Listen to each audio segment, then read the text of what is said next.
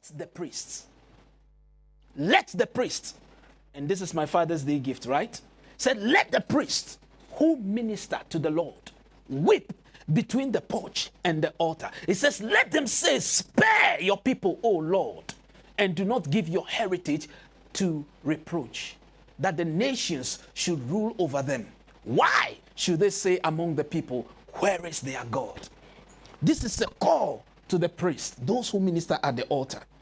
And by the way, do you realize that in the Old Testament, the priests were all male? You realize that?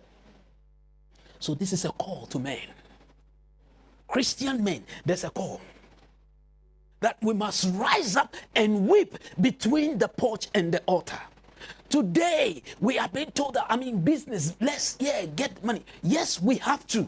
Those things are necessary. But please, let us not neglect the most important thing. As men, and I want to finish this on Father's Day, that as men, let's respond to this call and let us begin to weep between the porch and the altar, like the priest.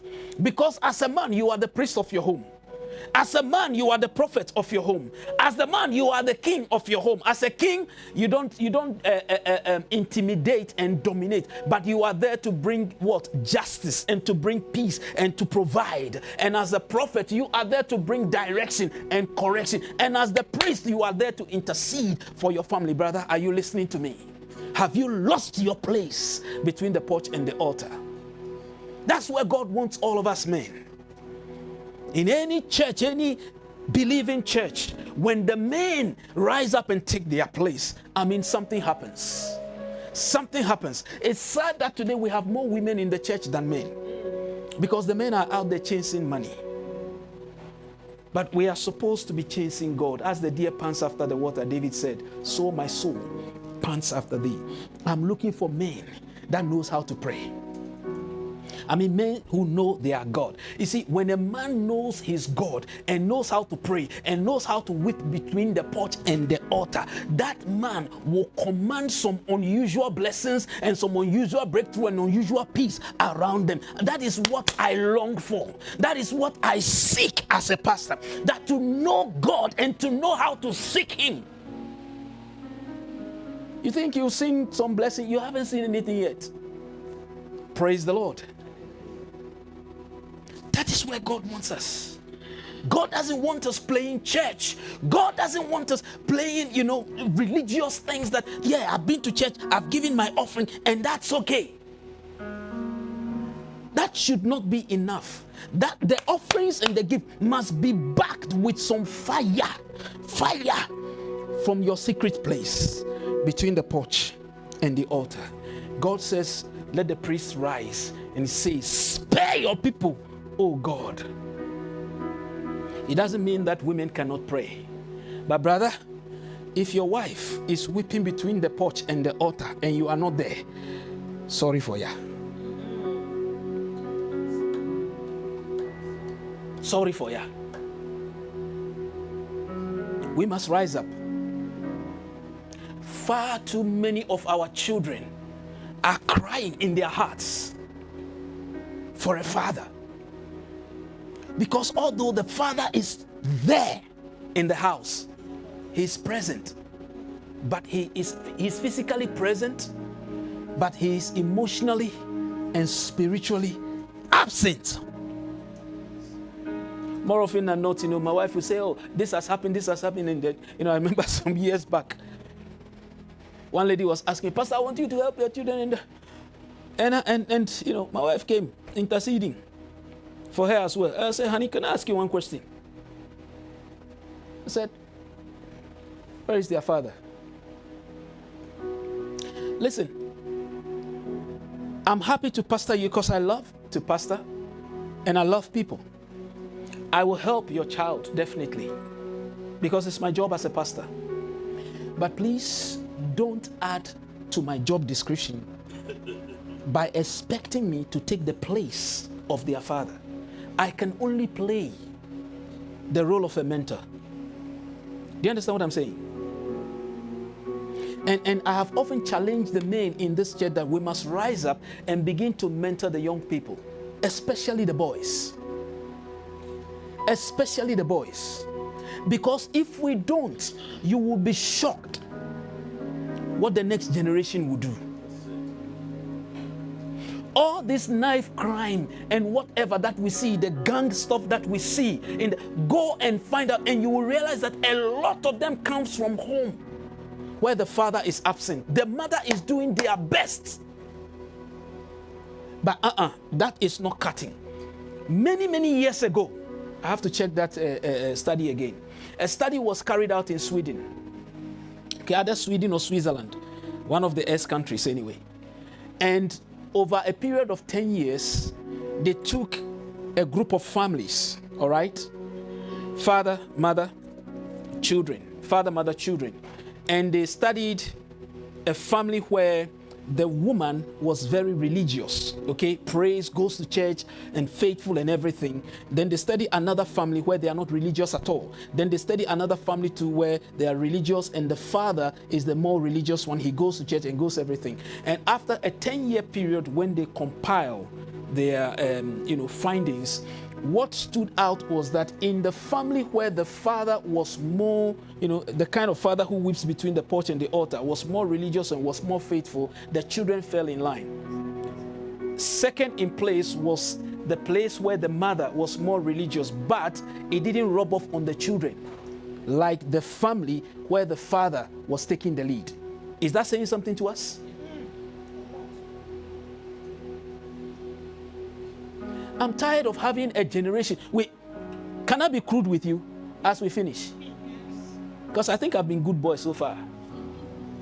No, don't be. You see, I'm tired of a generation that have men who love to have sex with their wives, love to have children, but then this thing called responsibility is not in their vocabulary. Shame on us men. That you raise children and you fail to father them. You leave them for the women to father them. How can a woman teach your boy how to be a man? I know that sometimes, life happens. I grew up, I was mothered because I didn't have my dad. He passed away 13th June, was 52 years when my dad passed away. I was only 6. But my mother did a good job. And when I became born again, one of the things I struggled with back then was accepting God as a father, because I never had a father figure. And God had to break that in me and teach me. And so I read books, I related to father figures and so on and so forth. And today I see men whose father is alive. And these are men that, when they were in secondary school, their father will come and visit them in secondary school and so on and so forth. And yet when you look at their life, they are messed up. And I'm thinking, what's wrong?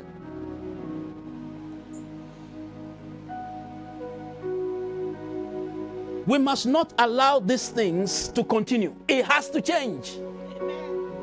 Amen. Amen. It has to change, brothers.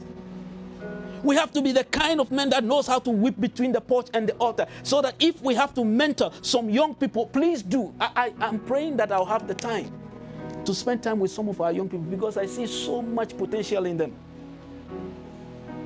I mean, my daughter is doing great, but she's a young lady.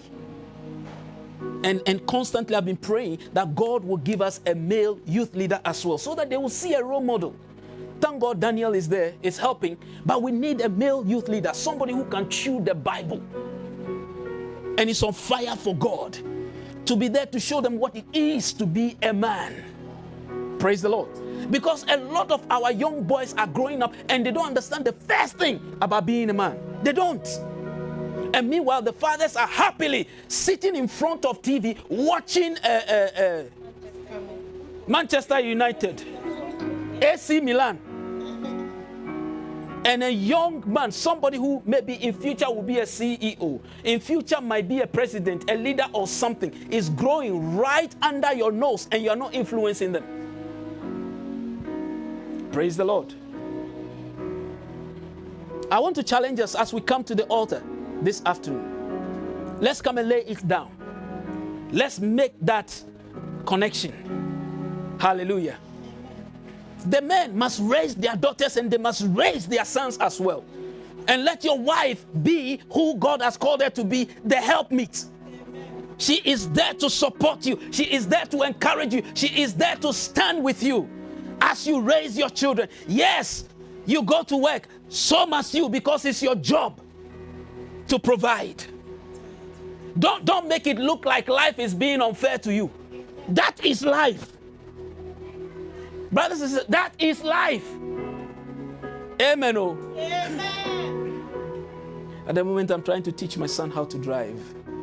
And the other day, he said to me, Dad, do you realize that you were the one who also taught me how to ride a bike? I said, yes, I do. Because it happened in Canada. We were on holiday. And I taught him, by the time we came back, he could ride a bike without any gliders. And just when we started this thing again, he said, you remember you taught me how to ride a bike? Now you're teaching me how to drive. I said, sometimes, to be honest with you, I am tired. Come back from the office, tired. I want to rest. Said that, can we go? I want to speak in tongues over him, lay hands, feet on him. But I said, sure, son, let's go. We can only do half an hour.